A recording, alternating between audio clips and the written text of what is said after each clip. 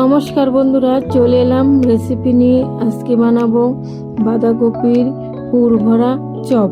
তো গোটা বাঁধাকপিটাকে আমি জলে ভাপিয়ে নিলাম যাতে পাতাগুলো একে একে ছাড়িয়ে নেওয়া যায়।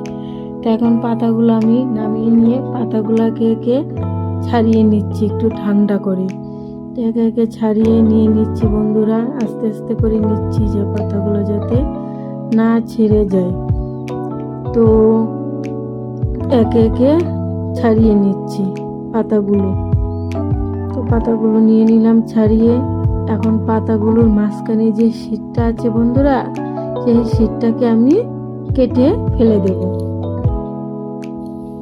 কেটে ফেলে দিলাম সবগুলো বাঁধাকপির পাতা, একে একে করে সবগুলো শীট কেটে ফেলে দিলাম। এখন একটা আমি পুর বানিয়ে নেব। পুরের জন্য তেল বসিয়ে দিয়ে গরম করে জিরা ফোড়নে দিয়েছি রসুন কুচি, আদা কুচি, কাঁচা লঙ্কা কুচি দিয়ে একটু নাড়িয়ে ভালো করে ভেজে নিলাম। নিয়ে এখন দিয়ে দেবো কিছু সবজি অ্যাড করব। দিয়ে দিলাম পেঁয়াজ কুচি, গাজর কুচি, ক্যাপসিকাম কুচি, মটরশুঁটি দিয়ে স্বাদ মতো লবণ দিলাম। দিয়ে ভালো করে একটু নাড়িয়ে ভেজে নিচ্ছি। তো ভেজে নিয়ে চলে আসলাম।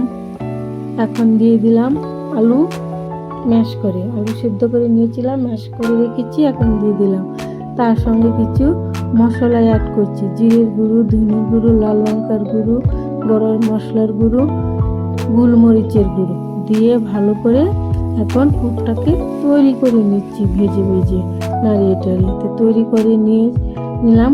এখন একটু হলুদ দিয়ে দিলাম। জানি হলুদ ছাড়া খায় না মা ঠাকুমারা বলে, তো লাস্ট সময় একটু হলুদের গুঁড়ো দিয়ে দিলাম। এখন একটা ব্যাটার তৈরি করব। তার ব্যাটারের মধ্যে দিয়ে দিলাম বেসন, কর্নফ্লাওয়ার, ময়দা, দিয়ে দিলাম স্বাদ মতো লবণ, দিয়ে দিলাম হলুদের গুঁড়ো, দিয়ে দেবো লাল লঙ্কার গুঁড়ো, উপর থেকে একটু সাদা তেল দিয়ে দিলাম। দিয়ে ভালো করে এখন সব কিছু একসঙ্গে মাখিয়ে নেব। নিয়ে নিলাম মাখিয়ে। এখন দিয়ে দিব জল দিয়ে ভালো করে ব্যাটারটাকে ফেটিয়ে তৈরি করে নেব। তো তৈরি করে নিচ্ছি ব্যাটারটাকে। তো এরকম আমার ঘনত্বটা থাকবে ব্যাটারে। নিয়ে নিলাম। নিয়ে এখন পাতাগুলোর মধ্যে পুরগুলো ভরে তৈরি করব পুরটাকে। তো পুরটা দিয়ে দিলাম। পুরটা ঠান্ডা করে নিয়ে চলে আসলাম। পুরটা এখন বাঁধাকপির পাতাতে দিয়ে দিলাম। দিয়ে এখন সুন্দর করে এক সাইড দুই সাইড মুড়িয়ে তারপরে আস্তে আস্তে করে মুড়িয়ে নিলাম।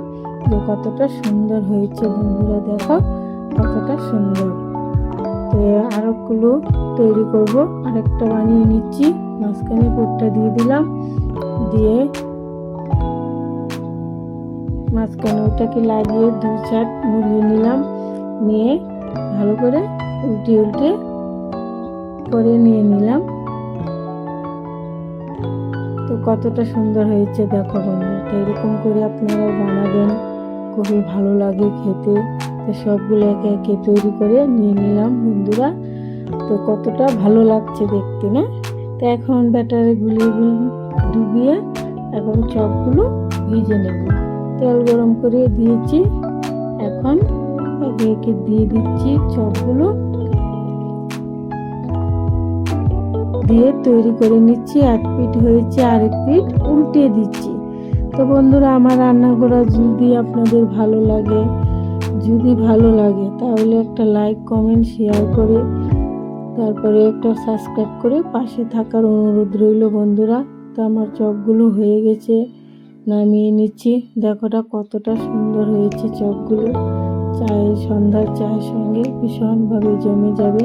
তো আমি একটু ভেঙে দেখাচ্ছি কতটা সুন্দর হয়েছে। গরম, ভেঙে যাচ্ছে না। টাটা।